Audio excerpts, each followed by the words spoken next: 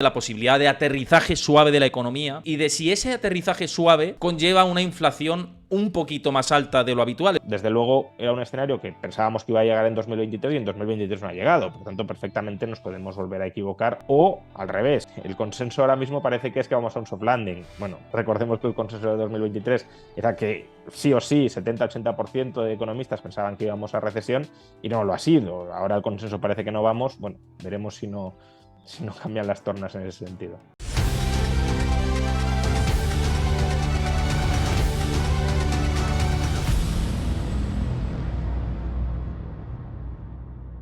Antes de ver el vídeo al completo, recuerda darle a like, suscríbete a mi canal y déjame tu comentario. Y por aquí con nosotros Juan Ramón Rayo. ¿Qué tal, Juan? ¿Cómo estás? Encantado de tenerte aquí una vez más en el canal con toda esta actualidad que tenemos.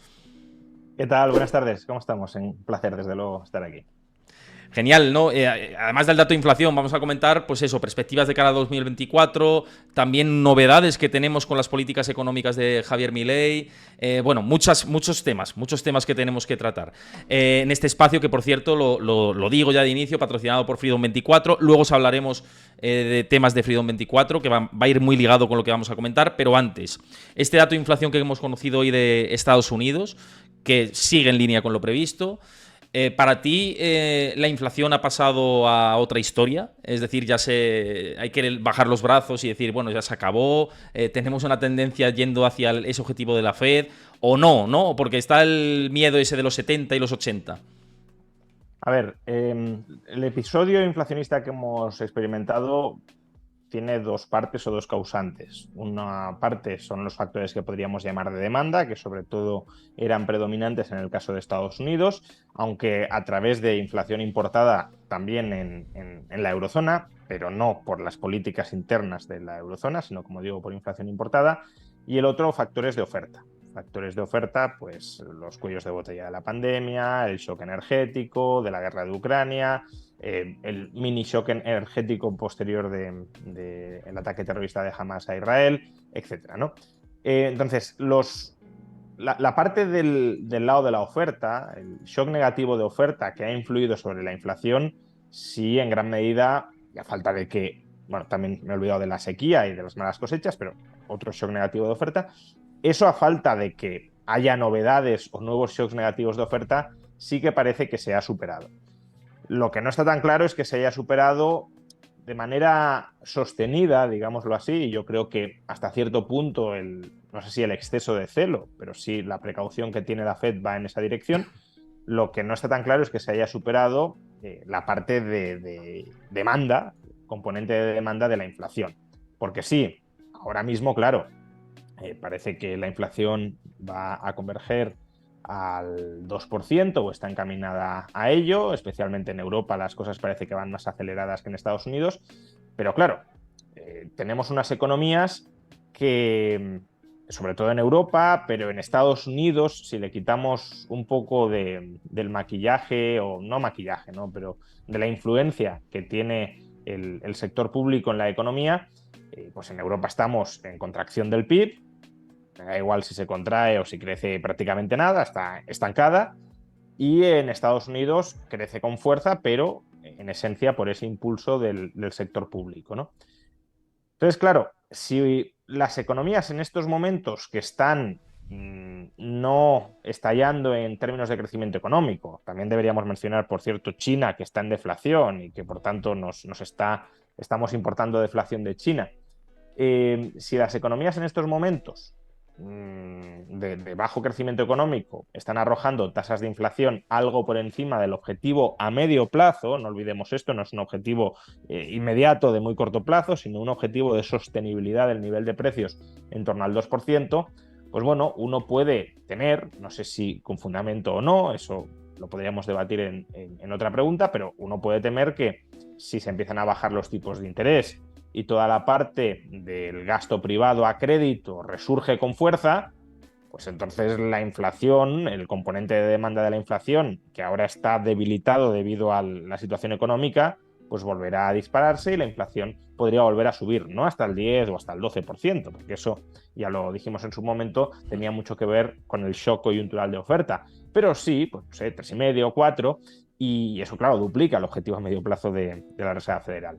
Entonces, yo creo que un poco las dudas sobre si ha pasado este episodio inflacionista están ahí, que por el nivel de actividad casi te diría que deberíamos estar en deflación. Si recordamos lo que sucedía la década pasada, cuando Europa estaba creciendo a estos niveles, estábamos en estancamiento del nivel de precios o incluso en deflación, y no lo estamos. Y por tanto, si se reanuda la actividad con fuerza, pues igual la inflación también vuelve a ser un cierto quebradero de cabeza, y por eso hay dudas, no quizá de que se vayan a bajar los tipos de interés, sino de cuánto y cuán rápido. Pero dicho esto, antes, y todo esto venía por el tema de la inflación, que además va muy ligado, ¿no? Cómo remunerar nuestro dinero teniendo entornos de inflación como el actual y encima en un entorno desinflacionista como el que vivimos del pico de inflación a los niveles actuales, ¿no? Pero uno de los debates que yo he percibido también estando en Estados Unidos, hablando con expertos, también desde aquí se está hablando esto, por supuesto, desde hace mucho tiempo, pero allí como que lo están hablando, ¿no? De la posibilidad de aterrizaje suave de la economía y de si ese aterrizaje suave precisamente conlleva una inflación un poquito más alta de lo habitual, es decir, superior al 3%, 3,5%, a unos entornos de inflación en torno a esos niveles y unos tipos de interés anómalamente altos durante más tiempo del previsto. Para ti, ¿hay ventana de posibilidad de aterrizaje suave pese a este ciclo restrictivo de subida de tipos de interés? ¿Cuál es tu punto de vista sobre este esquema? A ver, yo he sido, y sigo siendo, pero claro, el tiempo no me va dando la razón, pero yo he sido muy escéptico con respecto a las posibilidades de aterrizaje suave, ya no por... Aquí hay dos debates, ¿no? Si la inflación era temporal o permanente, y otro si esta subida fuerte de tipos de interés generaría una recesión económica. Y ahora estamos en el segundo. A veces se entremezclan, pero no hay por qué mezclarlos necesariamente. Entonces, en este segundo debate, yo era escéptico que una subida de tipos de interés tan fuerte como la que hemos visto no fuera a provocar una recesión económica. En Europa parece probable que la vaya a provocar, aunque sea durante algunos trimestres, ¿no? Ya tuvimos una el año pasado, pero la del año pasado estuvo más vinculada claramente al shock energético negativo. Ahora mismo el parón económico de Europa sí se debe al entorno de altos tipos de interés, porque la energía está barata y es verdad que hay disrupciones en los flujos comerciales internacionales, pero lo esencial ahora mismo son los altos tipos de interés y cómo eso está impactando, por ejemplo, en el sector inmobiliario alemán, etcétera, ¿no? En Estados Unidos no. En Estados Unidos no vemos con tanta claridad al menos esa parálisis de la actividad económica, en parte, como he dicho antes, porque el déficit público estadounidense es mucho más alto y eso está actuando como sustitutivo del gasto privado que sí se está contrayendo, ¿no? Si miramos la actividad manufacturera o de servicios, pues en los PMIs, ¿no? Pues Estados Unidos está manufacturero algo por debajo de 50 y el de servicios un poquito por encima de 50, pero prácticamente en 50, ¿no? Eso nos indicaría una economía estancada, pero no. El último dato de PIB que tenemos, desde luego, no es una economía estancada, sino que es una economía recalentada. Pero, claro, es una economía recalentada por gasto público, esencialmente, ¿no? Y cómo el gasto público está actuando como sostén de ciertos gastos de consumo que no son los que se ven afectados, ciertos gastos económicos que no son los afectados por la subida de tipos. La subida de tipos afecta y está afectando al gasto en bienes de consumo duraderos y al gasto en bienes de inversión duraderos. Y esas partidas de gasto sí se están contrayendo dentro del PIB estadounidense. Pero el resto, el gasto en bienes de consumo no duraderos y sobre todo el gasto en servicios, y imagino en servicios gubernamentales, pues ese se está manteniendo, no se está sosteniendo. Entonces, claro, ¿vamos hacia un soft landing? Pues como digo, yo soy escéptico, aunque también habría que definir qué es soft landing y hard landing, ¿no? Porque lo de Europa, por ejemplo, lo que decíamos, recesión mínima como la que parece que vamos a tener. ¿Es eso un soft landing? Pues algunos interpretarán sí. Claro, si la economía no se descalabra un 5, un 6, un 7%, pues es un soft landing. Para algunos, claro, ahí también depende de la expectativa de recesión que uno tuviera. Yo cuando pensaba que íbamos a ir a recesión, tampoco anticipaba caídas del 7 o del 8%, salvo que haya una crisis financiera, que ese es un escenario que aún se puede seguir dando, pero que no es necesario que se vaya a dar. En cuanto a la contracción de la actividad económica, pues, un 2-3% ya es una recesión que en materia de reajuste de gasto y de reestructuración económica es más que suficiente, ¿no? Entonces, yo ese escenario todavía no lo descarto. No lo descarto desde luego para Europa y no lo descarto tampoco para Estados Unidos en cuanto el déficit público comience a aflojar un poco y deje de sostener la economía. Pero bueno, desde luego era un escenario que pensábamos que iba a llegar en 2023 y en 2023 no ha llegado. Por tanto, perfectamente nos podemos volver a equivocar, o me puedo volver a equivocar respecto a 2024, o al revés, ¿no? Porque decías, el consenso ahora mismo parece que es que vamos a un soft landing. Bueno, cuidado también con los consensos, porque ya recordemos que el consenso de 2023 era que sí o sí 70-80% de economistas pensaban que íbamos a recesión y no lo ha sido. Ahora el consenso parece que no vamos. Bueno, veremos si no cambian las tornas en ese sentido. Claro, no, siempre los riesgos de cola es lo que hay que tener más en cuenta, incluso. De decir, oye, cuidado que cuando me decían que iba a haber recesión no ha llegado, y ahora que dicen que nadie que va a haber recesión, o que va a haber una recesión, una mild recession, ¿no? Como dicen en Estados Unidos, pues igual ni llega, ¿no? Pero dos cuestiones interesantes con respecto a esto que dices. Una es que hay elecciones el año que viene en Estados Unidos, y que con ese proceso electoral ya estamos viendo como la administración Biden, y lo has dicho perfectamente, ¿no? Está endeudándose cada vez más, aumentando su déficit público. Y esto a lo mejor puede sostener la economía de una manera un poco más artificial de cara hasta noviembre del próximo año. Y luego otra cuestión que es en relación con este proceso que estamos hablando de que se dilata el ciclo tanto, ¿no? Y que se está alargando más de la cuenta, y es la posibilidad de que en realidad lo que tengamos en escena es una recesión o un aterrizaje más suave, pero que la recesión tan esperada venga a posteriori en 2025, ¿no? Y ya no tanto en 2024, y que una cuestión importante que has dicho es ¿qué se considera recesión? Es que parece que el mainstream considera que el impacto en el desempleo real, una subida en Estados Unidos, pongamos por encima del 7% o del 6%, sea como esto es recesión, y lo otro lo metemos en el cajón, cosa que no es así, porque ya se está viendo la actividad económica, que tampoco es mercado laboral exclusivamente, ¿no?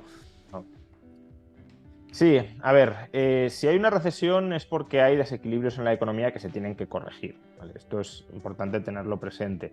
Es decir, que por el mero hecho de que suban los tipos de interés, si no quedan desequilibrios en la economía, o sea, la subida de tipos de interés, pues, ir un paso atrás, ¿no? Tiene dos efectos sobre la economía a la hora de reequilibrar los desequilibrios que hubiera, que eran los desequilibrios que estaban generando inflación. ¿Por qué había inflación? O al menos por qué había inflación desde el lado de la demanda. Porque gastábamos mucho más de lo que éramos capaces de producir a corto plazo, ¿no? Es decir, que la estructura de inversión era a un plazo demasiado largo. Necesitábamos producir mucho más a corto plazo o gastar menos a corto plazo para que dejáramos de tensionar la economía y subir los precios. Entonces, la subida de tipos, este desequilibrio entre el gasto presente y la producción presente, entre demanda presente y oferta presente, lo arregla de dos formas. Una es contrayendo el gasto presente, subes tipos, reduces la capacidad de gastar a crédito y por tanto gastas menos hoy. Y otra es forzando a que la economía real se reestructure como abandonando los sectores de inversión a más largo plazo e invirtiendo más o incrementando la inversión y la oferta en sectores a corto plazo, porque bueno, esto un inversor en bonos lo entenderá perfectamente. Cuando suben los tipos de interés, pues el valor presente de los bonos a más largo plazo se deprecia de manera mucho más agresiva por bonos de mayor duración que los bonos de menor duración, ¿no? Entonces, en la estructura productiva también hay un salto desde estructuras de capital que producen en el largo plazo a estructuras de capital que producen en el más corto plazo. Puedes producir más hoy, gastas un poquito menos hoy, pues equilibras oferta presente con demanda presente, ¿no? Entonces, si estos reequilibrios se completan sin recesión, no es necesario que en 2025, por el hecho de haber subido tipos de interés, vayamos a una recesión. Es decir, que no es como, no, si subes tipos, en algún momento tiene que venir una recesión. No, suele venir una recesión después de una fuerte subida de tipos. ¿Por qué? Pues porque es muy complicado que la estructura productiva se readapte sin quiebras empresariales, sin despidos, sin impagos y por tanto traslación al sistema financiero. es muy difícil que todo ese engranaje se reestructure tanto en el tan corto plazo sin que haya sangre, digámoslo así. Pero si, por lo que fuera, la flexibilidad del sistema productivo estadounidense se completara ese reajuste con esta subida de tipos, pues estarían corregidos los desequilibrios. No es que se esté postergando por eso la crisis, ¿no? Otra cosa es que no se estén desarrollando o no se estén ejecutando estos reequilibrios, que simplemente los estemos manteniendo a flote con el déficit público y que una vez quites el déficit público, esos desequilibrios vuelvan a aparecer con ya estos sectores muy debilitados por el hecho de la subida de tipos y toda la caída del gasto privado, la dificultad de seguir refinanciándose a altos tipos de interés, etc. Entonces, yo no sé si se están corrigiendo los desequilibrios. Sí que tengo la sensación de que está habiendo una, como he dicho antes, en el PIB, ¿no? Si lo miramos, un cambio de los componentes del PIB más a largo plazo en producción más a corto plazo, y eso es positivo. Y sí que está habiendo una moderación del gasto privado. Pero, claro, el sector público también puede estar manteniendo a flote estructuras empresariales de muy largo plazo que sin el apoyo público con estos tipos de interés caerían. Y eso es lo que no sé analizar si en el año 2025 pues, se va a venir abajo si retiras el gasto público o no. Simplemente eso, que la subida de tipos si genera una recesión es por este impacto negativo y a mí me cuesta ver que no haya generado ese impacto negativo porque es muy complicado hacer una reestructuración tan profunda, pero bueno, a lo mejor lo han conseguido y no vamos a una recesión, ¿no?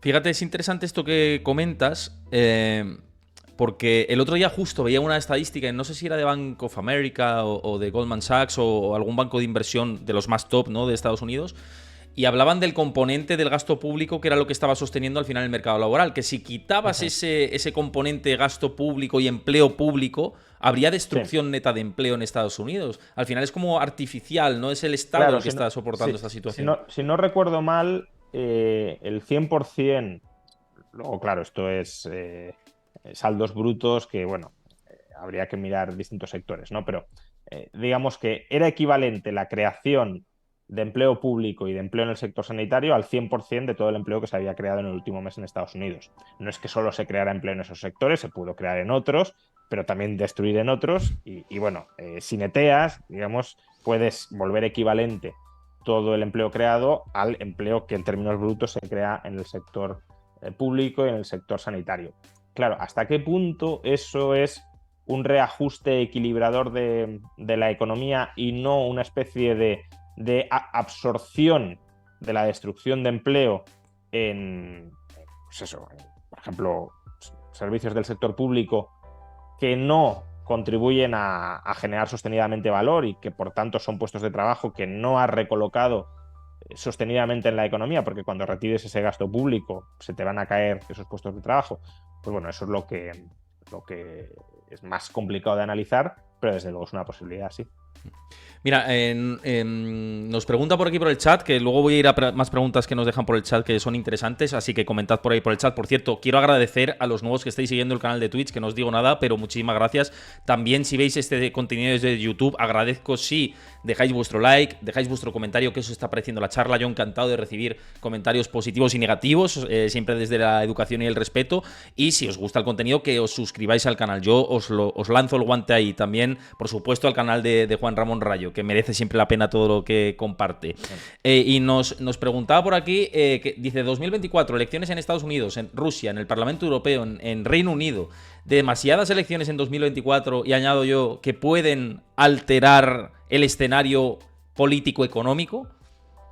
Bueno, si nos vamos a la teoría de los ciclos económico-políticos, lo que nos dicen es que los ciclos económicos están muy influidos por el ciclo político, ¿no? Y que antes de un periodo electoral lo que cabe esperar es un ciclo económico expansivo, justamente porque los políticos utilizarán la política fiscal discrecionalmente para estimular la economía y llegar a las elecciones con, digamos, la gente satisfecha, los votantes satisfechos, y si además controlan el Banco Central, que eso no es así en todas las economías, pero sí en muchas, pues también para bajar tipos de interés, tratando de relanzar la economía.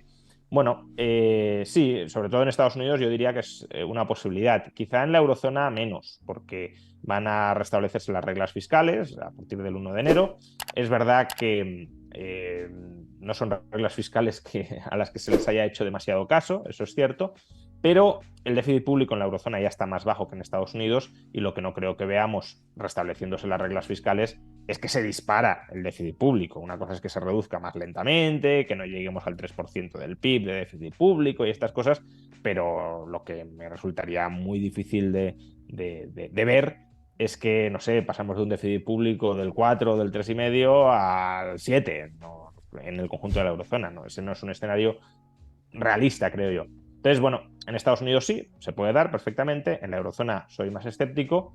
En Reino Unido, pues depende, porque también las perspectivas políticas de los Tories creo que son tan sumamente negativas que probablemente ni con mucha chequera lo arreglen y sean conscientes de ello. Con lo cual, eh, no lo sé.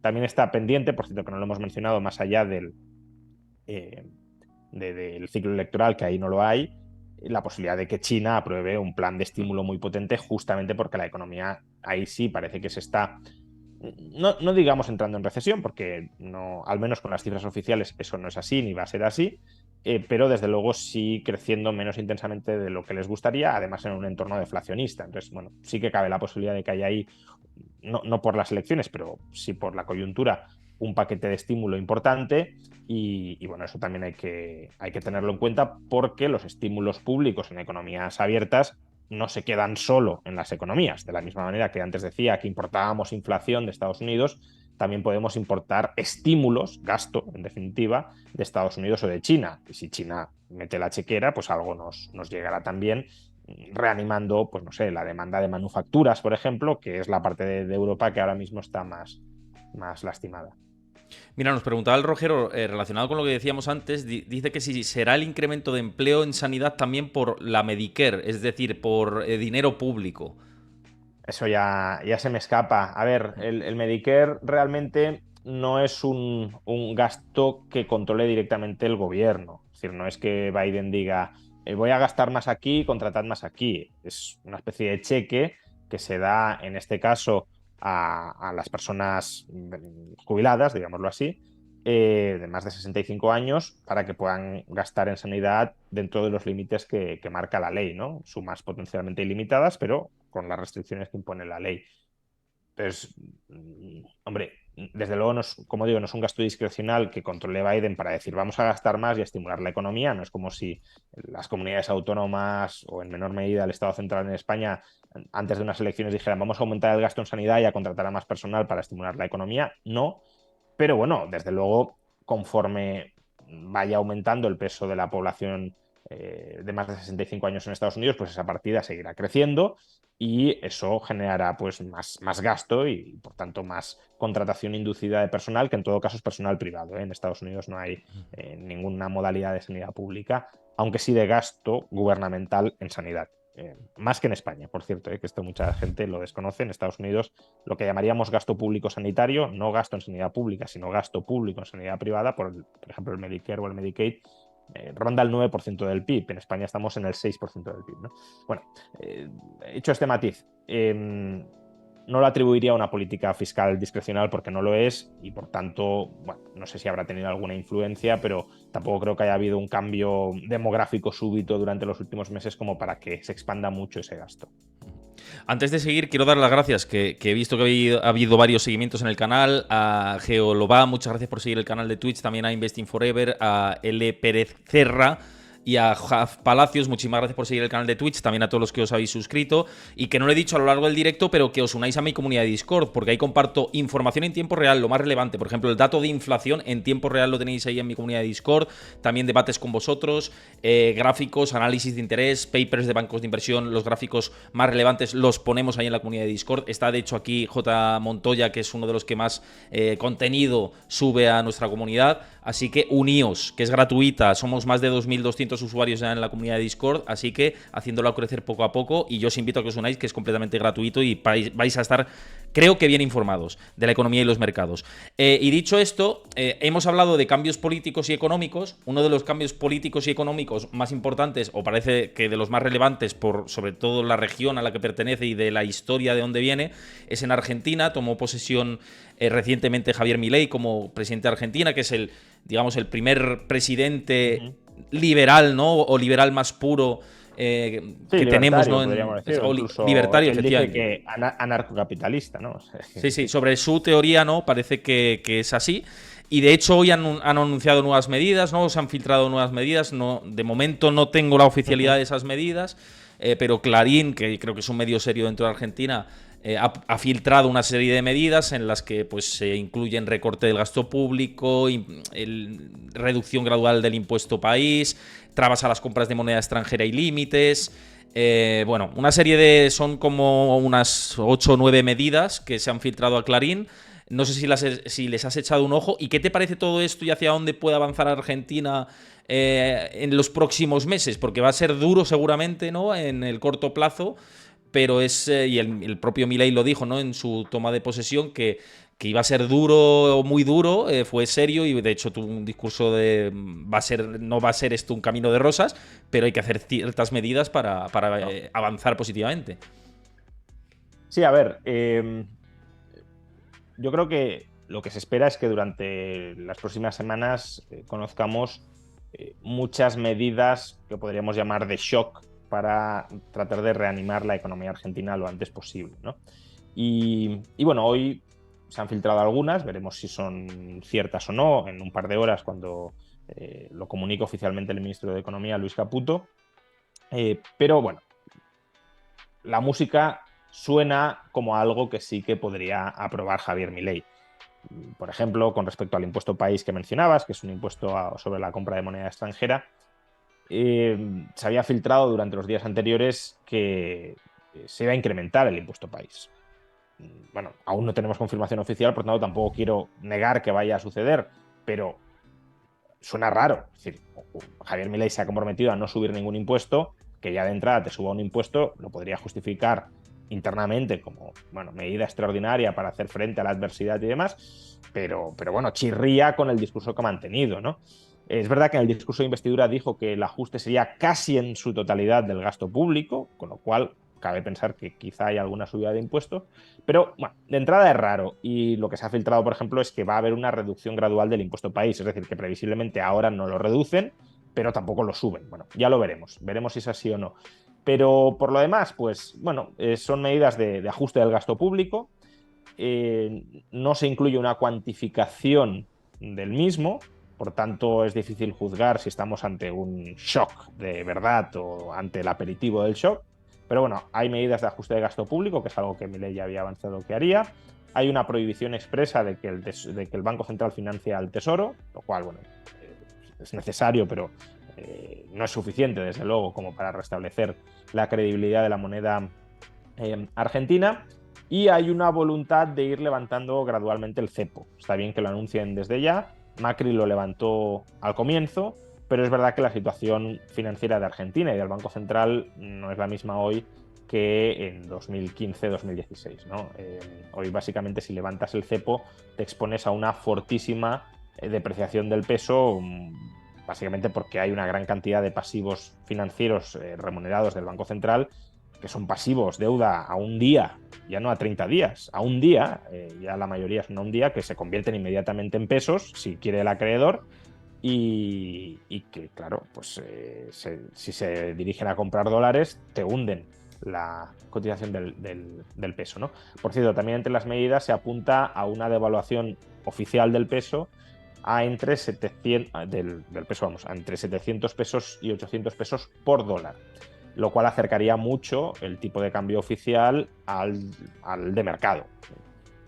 Bueno, son medidas en general que suenan bien y que van en la buena dirección, pero bueno, no es suficiente ni mucho menos, y ellos son conscientes. Por ejemplo, hoy no se soluciona el problema que te mencionaba de los pasivos remunerados del Banco Central, que es para Milei el gran problemón que tiene Argentina, y no sé si es el gran problemón, pero desde luego sí es uno de los grandes, porque es deuda del Banco Central, aproximadamente 30.000 millones de dólares en deuda, que devenga un tipo de interés anual de más del 100%. Es decir, que cada año esa deuda se duplica, salvo que la rescates y la retires, ¿no? O sea, más que duplica.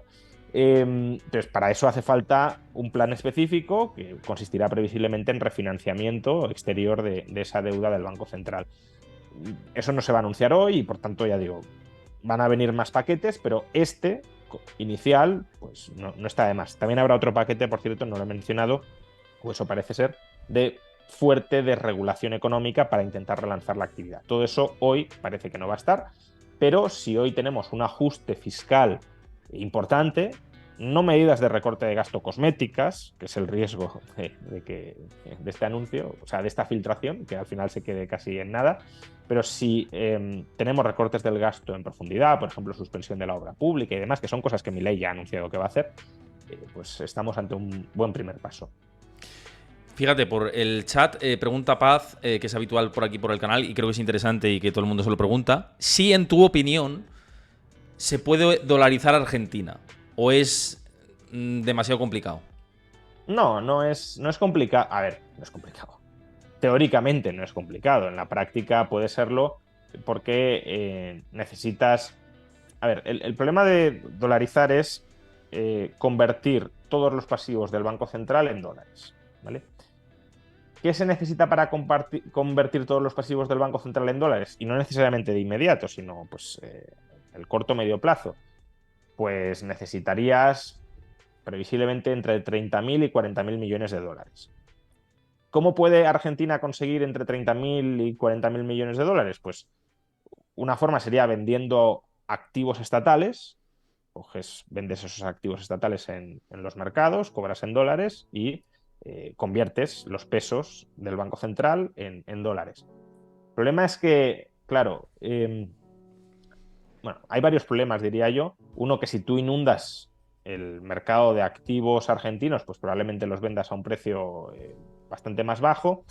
Y dos, mi impresión es que Javier Milei quiere empezar a privatizar masivamente cuando la confianza en la economía argentina haya vuelto y por tanto no se liquiden las cosas a precios de derribo. Ya vimos que cuando asumió, o bueno, cuando ganó las elecciones, mejor dicho, la bolsa argentina se disparó, la cotización de YPF en la bolsa estadounidense se disparó. Claro, si sube mucho más, y desde luego si se estabilizara la situación macroeconómica de Argentina y mejoraran las expectativas, subiría muchísimo más, pues en ese momento puedes vender a precios mucho más altos sin regalar todos esos activos. Entonces, mi sensación es que eso lo quiere hacer una vez ya el mercado haya recuperado la confianza en Argentina y pueda venderlos mejor, a mejor precio, ¿no? No es que Javier Milei no quiera privatizar, de hecho es una de sus obsesiones, que todo lo que pueda estar en manos del sector privado esté en manos del sector privado, pero de ahí a malvender pues hay un paso, ¿no? Un paso bastante grande. Y si no tienes necesidad de malvender porque hay otras alternativas, quizás sean más razonables. Pero claro, ¿la alternativa cuál es? Pues buscar refinanciación o nueva financiación de deuda pública, bueno, de deuda del Banco Central y deuda pública por importe de 30.000, 40.000 millones de dólares. Y la cuestión es, ¿Argentina puede obtener ese enorme volumen de financiación? Pues es lo que es técnicamente complicado y para lo que parece ser han nombrado ministro de Economía a Luis Caputo, porque Luis Caputo ya fue ministro de Finanzas con Macri, es el que negoció el acuerdo con el Fondo Monetario Internacional, es el que articuló la colocación del bono a 100 años de Argentina, y por tanto, bueno, es una persona que tiene buenas relaciones con los fondos y con el sector financiero estadounidense. Pues a ver si así se consigue levantar esa cantidad de dinero. No está claro, pero si se consiguiera, no es técnicamente difícil. Lo técnicamente difícil es conseguir ese dinero, pero si se consigue, y tampoco estamos hablando de cantidades de dinero desorbitadas para un país normal. A 1.000 millones de euros, de dólares, perdón, bueno, y son 40.000, ni siquiera 50.000, ¿no? 40.000 millones de dólares es menos del 4% del PIB español. que vamos, que es casi lo que... vamos, solo la revalorización de las pensiones del año pasado, para que nos hagamos una idea, fueron casi 20.000 millones de euros. Entonces, es como dos pagas extra, ¿no? Dos compensaciones extra por la inflación de 2022 en España. No es una cantidad de dinero exorbitada, pero claro, como Argentina tiene, por su tradición histórica de impagos y de inflación, el acceso cerrado a los mercados financieros, pues sí que les cuesta levantarlo, pero si lo consiguieran, sí que sería factible dolarizar y cerrar el Banco Central, que es la gran obsesión de Milei. O sea, si Milei, desde mi punto de vista, tiene un objetivo esta legislatura, es cerrar el Banco Central. Claro, aquí lo difícil, nos hace una apreciación gestión futura que me parece interesante, que dice, en el Congreso Milei tiene 38 de 252 y en el Senado 8 de 72. Ahí quizá es lo complicado de conseguir convencer a determinados aliados Sí. que puede tener en el camino.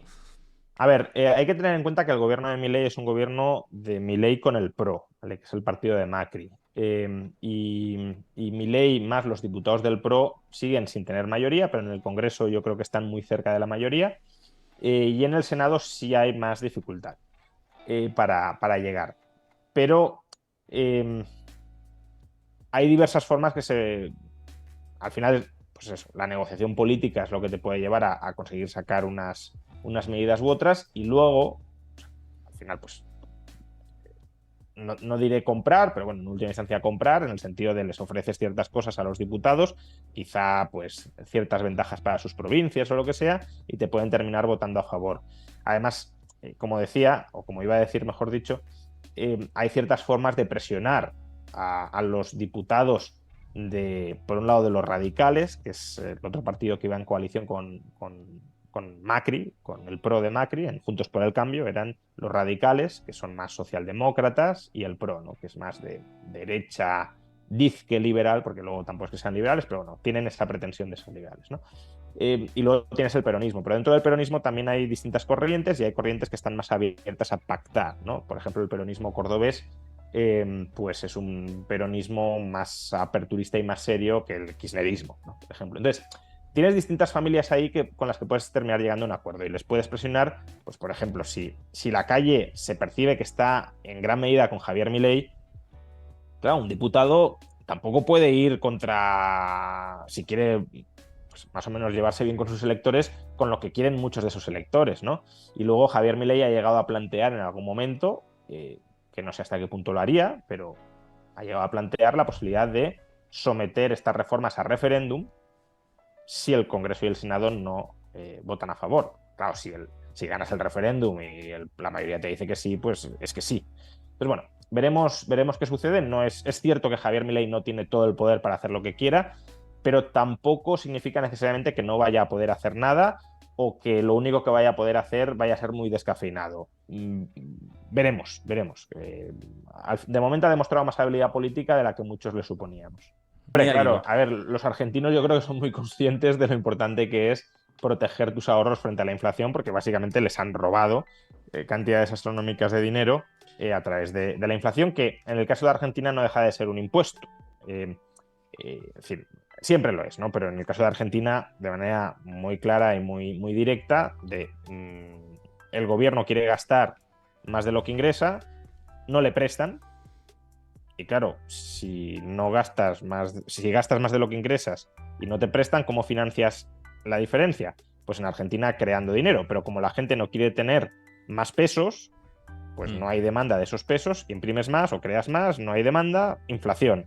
¿Inflación qué significa? Pues que les estás quitando poder adquisitivo a todos los que tenían pesos para dárselo a quienes han creado esos nuevos pesos y quien los ha creado es el gobierno para poder gastar de entrada más, ¿no? Es como si les cobraras un impuesto y con ese impuesto terminas gastando lo que querías gastar. Te voy a hacer una última cuestión que me parecía interesante de Juegocama 44, es en relación con la inteligencia artificial, que muchos han hablado de la posibilidad de que mejore la productividad de la economía en general. ¿A ti qué te parece? Y además que ahora justo la Unión Europea ha sacado la nueva regulación de la inteligencia artificial. ¿Tú eres más pro de ponerle coto, de no ponerle ningún tipo de coto? ¿Cuál es tu visión aquí? A ver, creo que aún siendo liberal libertario como Milei, creo que podría llegar a tener sentido tratar de establecer ciertas reglas comunes a, al desarrollo o al grado de desarrollo de la inteligencia artificial, porque puede llegar a suponer, aunque sea con una probabilidad baja, me da igual, pero un riesgo existencial para la humanidad, ¿no?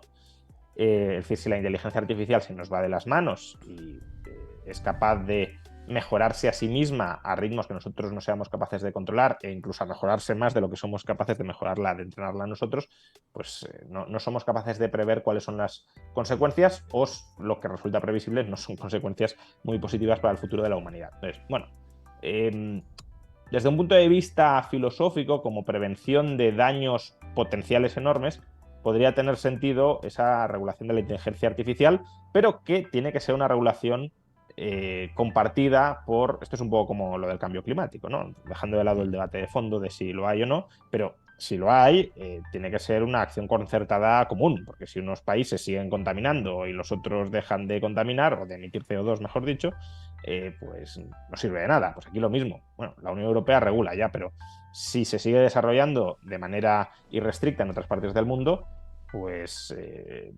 da igual que haya regulado la Unión Europea. Aparte, la regulación de la Unión Europea tampoco es que pretenda controlar ese riesgo existencial, con lo cual es una regulación absurda, y en cierto modo profundiza en ese vicio tan europeo de regular las tecnológicas sin ser capaz de crear internamente tecnológicas, ¿no? Es decir, el fracaso de Europa, eh, algunos tweets lo han resumido muy bien, de Estados Unidos y China producen nuevas tecnologías, Europa produce regulaciones de nuevas tecnologías. Pues claro, es que ese es el fracaso, que regulamos mucho pero no creamos nada, y no creamos nada en parte por toda la losa regulatoria que tenemos encima. Entonces, bueno, dejando de lado que la inteligencia artificial, creo que ciertas normas prudenciales podrían llegar a tener sentido para evitar males muy mayores.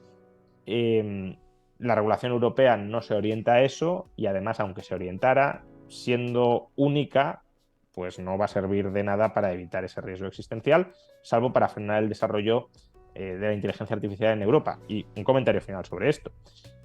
El potencial de aumento de la productividad de la inteligencia artificial es tan grande, si dejamos de lado el riesgo existencial que mencionaba, que aquellos países que se queden atrás en el desarrollo de la inteligencia artificial van a experimentar unos desniveles en el ritmo de crecimiento económico y en la productividad muy importantes.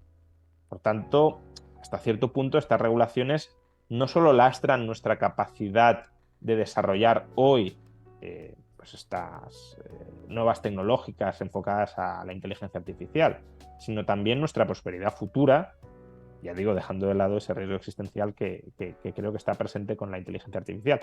Entonces, son regulaciones que en gran medida tienen un consumo más interno y propagandístico para justificar la existencia de la eurocracia europea, que un propósito bien pensado y a largo plazo y coordinado con otros actores económicos globales, que es la única forma en la que este tipo de regulaciones, no estas en concreto, sino orientadas a, por ejemplo, frenar el desarrollo coordinadamente de la inteligencia artificial si en algún momento vemos que se nos puede empezar a descontrolar, es la